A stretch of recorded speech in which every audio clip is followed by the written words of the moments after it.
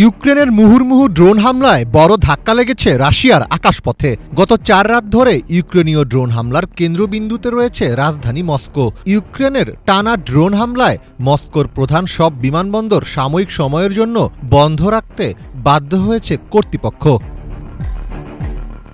রাশিয়ার প্রতিরক্ষা মন্ত্রণালয়ের তথ্য অনুযায়ী 19 জুলাই সকাল থেকে এখন পর্যন্ত 230টিরও বেশি ইউক্রেনীয় ড্রোন ধ্বংস করেছে দেশটির সামরিক বাহিনী। এর মধ্যে কেবল মস্কোর আকাশেই ধ্বংস করা হয়েছে 27টি ড্রোন। এছাড়া ইউক্রেন সীমান্তের কাছে রোস্তভ ও ব্রায়ান্স্ক অঞ্চলে এবং কৃষ্ণ সাগরের ওপরও ড্রোন ভূপাতিত করার খবর দিয়েছে রুশ প্রতিরক্ষা মন্ত্রণালয়। তবে এসব হামলায় কোনো হতাহতের খবর পাওয়া যায়নি।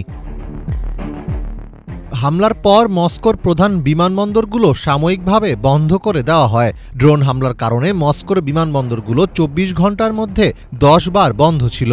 রাশিয়ার বিমান চলাচল কর্তৃপক্ষ জানিয়েছে রাজধানীর 4টি প্রধান বিমানবন্দরে উড্ডয়ন অবতরণের বিঘ্ন ঘটে এবং 140টিরও বেশি ফ্লাইটকে অন্য রুটে ঘুরিয়ে দিতে হয়।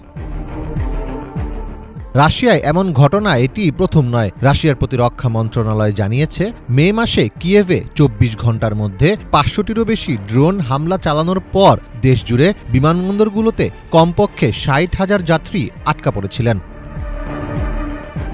এদিকে শনিবার ইউক্রেনের পূর্বাঞ্চলের পাভলোহারদে শহরে টানা 6 ঘন্টা ধরে ড্রোন ও ব্যালিস্টিক ক্ষেপণাস্ত্র ছুড়েছে রাশিয়া। শহরটিতে রাশিয়ার ইতিহাসের সবচেয়ে ভয়াবহ বিমান হামলা চালানো হয় বলে জানিয়েছে বিভিন্ন গণমাধ্যম। এমন অবস্থায় ইউক্রেনের প্রেসিডেন্ট ভলোদিমির জেলেনস্কি মস্কোর সঙ্গে নতুন করে আলোচনার প্রস্তাব দিয়েছেন, যার উদ্দেশ্য গত মাসে স্থগিত হওয়া আলোচনা পুনরায় শুরু করা। রাশিয়ান পক্ষের সাথে পরবর্তী বৈঠকের জন্য ইউক্রেনের পক্ষ থেকে প্রস্তাব করা হয়েছে। আলোচনার গতিশীলতা বৃদ্ধি করতে হবে, যুদ্ধবিরতি অর্জনের জন্য সবকিছু করতে হবে। ইউক্রেন এই ধরনের বৈঠকের জন্য প্রস্তুত। এছাড়া ডোনাল্ড ট্রাম্পের সাথে আমাদের চুক্তি রয়েছে, যা যত তাড়াতাড়ি সম্ভব বাস্তবায়ন করতে হবে। আমরা প্রয়োজনীয় অস্ত্র কিনতে এবং মার্কিন যুক্তরাষ্ট্রে ইউক্রেনীয় উচ্চ প্রযুক্তির অস্ত্র রপ্তানি করতে প্রস্তুত।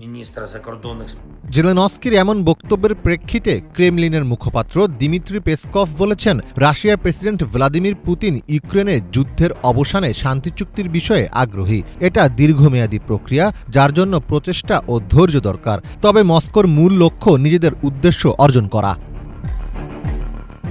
মস্কোর ইউক্রেনে পূর্ণাঙ্গ আক্রমণের প্রায় 3.5 বছর পূর্ণ হতে চলেছে। রাশিয়া ও ইউক্রেনের মধ্যে এর আগে যুদ্ধ বন্ধের জন্য বেশ কয়েকবার আলোচনার চেষ্টা হলেও যুদ্ধবিরতি অর্জন করা সম্ভব হয়নি। মীর ফজলে রাব্বি, বাংলা ভিশন।